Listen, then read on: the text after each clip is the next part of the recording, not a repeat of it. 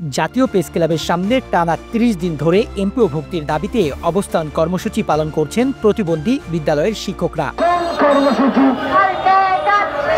দীর্ঘদিনের এই আন্দোলন ঘিরে বিভিন্ন সংগঠনের কর্মসূচি যোগ হওয়ায় প্রেস ক্লাব সংলগ্ন সড়কের সৃষ্টি হচ্ছে তীব্র যানজট, মাইকের শব্দে শব্দ দূষণ আর ধীরগতির যান চলাচলে ভোগান্তিতে পড়ছেন সাধারণ মানুষ। জাতীয় প্রেস ক্লাবের সামনে গত ৩০ দিন যাবৎ অবস্থান কর্মসূচি পালন করছেন প্রতিবন্ধী বিদ্যালয়ের শিক্ষকরা। তাদের অবস্থান কর্মসূচির কারণে প্রেস ক্লাবের সামনের যে সড়কটি রয়েছে এই সড়কে বিভিন্ন সময় দেখা যায় তীব্র যানজট, ভোগান্তিতে পড়েন সাধারণ মানুষ। এটা আসলেই তো ভালোভাবে দেখার বিষয় না, কারণ আসলে তো আমরা সাফারার।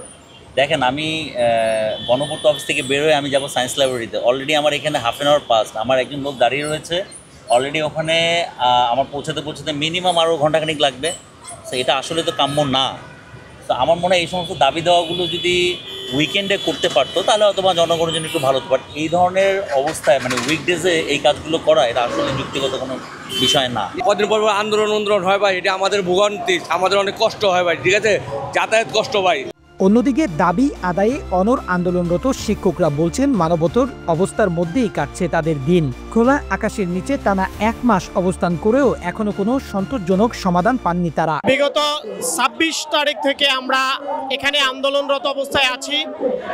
আমরা আমাদের সারা দেশব্যাপী প্রতিষ্ঠিত আমাদের যে প্রতিবন্ধী বিদ্যালয়গুলো আছে সেই বিদ্যালয়গুলোর স্বীকৃতি এবং এমপিওর দাবি আদায়ের লক্ষ্যে আমরা এখানে আজকে ৩০ দিন পর্যন্ত অবস্থান করতেছি।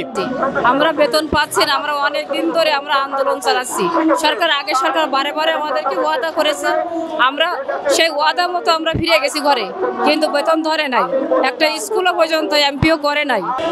আমাদের অবশ্য অবগত আছেন 2019 সালে বাংলাদেশ প্রথম আলো পত্রিকায় একটা সার্কুলার দেয় যে যারা বেসরকারি শিক্ষা প্রতিষ্ঠান, প্রতিবন্ধী শিক্ষা প্রতিষ্ঠান স্থাপন করেছেন তারা 1 জানুয়ারি 2020-এর 20 জানুয়ারি পর্যন্ত এমপিওর জন্য আবেদন করতে পারবেন। আমরা 5 মিনিটের ভিডিও সহ সমস্ত কর্মচারী শিক্ষকদের নাম লিস্ট সহ সমস্ত কার্যক্রম ফর্ম ফিল আপ করে আমরা এমপিওর জন্য স্বীকৃতির জন্য আবেদন করি।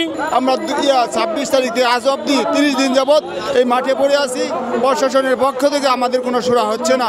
দাবি আদায় না হলে আগামীকাল নতুন কর্মসূচি হিসেবে লং মার্চ টু সচিবালয় ঘোষণা দিয়েছেন শিক্ষকরা। এখন পর্যন্ত সমাজ কল্যাণ মন্ত্রণালয় কোনো সুরাহা দেয়নি, আর আমাদের দাবি না মানা পর্যন্ত আমরা রাজপথ ছাড়বো না।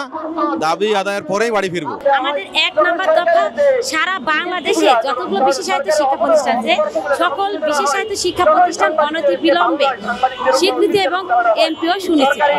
তাদের আন্দোলন দীর্ঘস্থায়ী হলে আরো ভোগান্তির আশঙ্কা করছেন সচেতন মহল। তারা সরকারের কাছে দাবি জানিয়েছেন তাদের দাবিগুলো দ্রুত বাস্তবায়ন করার জন্য। জাতীয় প্রেস ক্লাবের সামনে থেকে সোহাগ খান, দৈনিক ইনকিলাব, ঢাকা।